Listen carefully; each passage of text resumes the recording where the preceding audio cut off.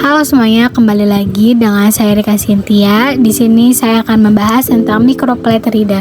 Microplate reader adalah alat laboratorium yang digunakan untuk mengukur nilai absorbansi sampel yang diletakkan pada microplate.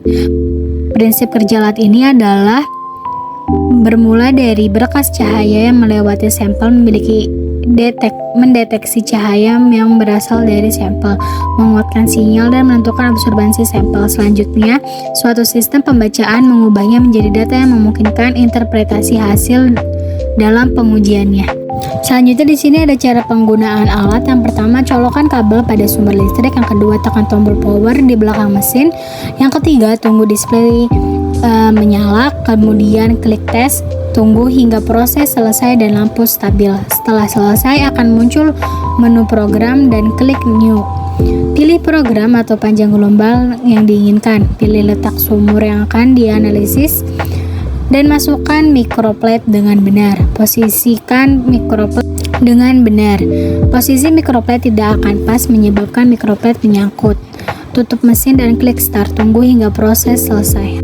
Yang ketiga ada bagian-bagian alat. Yang pertama ada tombol on off untuk menghidupkan dan mematikan alat. Yang kedua ada layar display untuk menampilkan data. Yang ketiga ada tempat sampel untuk menyimpan plate. Dan yang terakhir ada lubang tempat menghubungkan ke UV vis. Oke, selanjutnya kita akan membahas tentang yang pertama, yaitu ada ELISA. ELISA adalah suatu teknik biokimia berbasis plate sering digunakan dalam bidang imunologi untuk mendeteksi dan mengukur konsentrasi antigen dan antibodi dalam sampel. Selanjutnya ada prinsip kerja. Yang pertama, antigen atau sampel ditambahkan ke plate. Yang kedua, tambahkan konjugat antibodi sekunder sesuai yang mengenali dan berkaitan dengan antibodi primer. Yang ketiga, blocking buffer ditambahkan untuk menghalangi tempat pengikatan protein. Yang keempat, tambahkan substrat TMB yang akan dikonversi oleh enzim menjadi bentuk yang terdeteksi. Dan yang terakhir, tambahkan antibodi primer yang sesuai. Selanjutnya ada pengoperasian alat. Yang pertama, nyalakan UV-vis dan hubungkan ELISA reader pada sumber listrik. Yang kedua, nyalakan mesin ELISA reader dengan menekan tombol power pada posisi on. Yang ketiga, buka penutup dan letakkan plate ELISA pada tempat sampel yang benar. Tutup kembali penutup tempat sampel. Atur besar panjang gelombang dan parameter yang akan digunakan untuk pembacaan. Yang keenam, tunggu hingga mesin selesai melakukan pembacaan nilai absorbansi setiap well. Dan yang ketujuh, simpan hasil pembacaan pada folder dokumen. Yang ke-8, buka penutup tempat sampel, ambil plate ELISA dan tutup kembali penutup tempat sampel. Yang ke-9, matikan mesin ELISA reader dengan menekan tombol power pada posisi off. Yang terakhir adalah matikan UV-vis.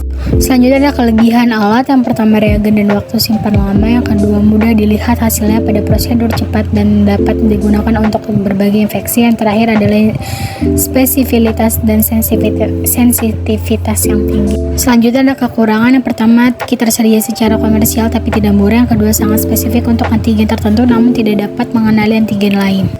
Yang kedua ada ELVA Minividas yang bekerja secara otomatis dengan menggunakan teknik pembacaan ELVA. Sampel dan reagen ditempatkan dalam reagen strip siap pakai dan fase padat berupa SPR. Proses pengetesan dilakukan secara otomatis dan hasil pembacaan RVF akan dikonversikan menjadi hasil akhir tes kualitatif maupun kuantitatif. Fungsi ini memeriksa parameter imunologi seperti T3, T4, LH, FSH, dan prolaktin.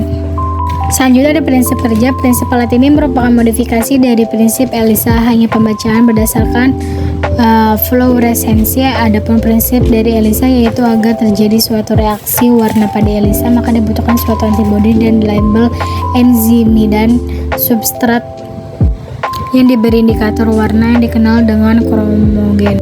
Selanjutnya ada kalibrasi kontrol dan sampel, bisa kalian baca sendiri. Yang ketiga ada ELSIA. Alat Cobas C111 adalah instrumen dengan akses random dan kontinu yang ditunjukkan untuk pengujian in vitro. Sistem ini menyediakan data untuk parameter kimia klinis dan elektrolit dalam serum, plasma, urin, atau darah. Selanjutnya ada reagen error. Sistem tidak dapat membaca barcode pada strip reagen. Solusinya, masukkan kode barcode pada strip reagen secara manual dan lihat tanggal kadaluarsa. Selanjutnya ada instrumen error. Ada masalah pada pergerakan tower atau sensor tidak mendeteksi pergerakan tower. Lakukan riset pada selection yang bermasalah. Jika masih berlanjut, hubungi teknisi. Sekian pemaparan materi dari saya, kurang lebih mohon maaf. Terima kasih. Bye-bye.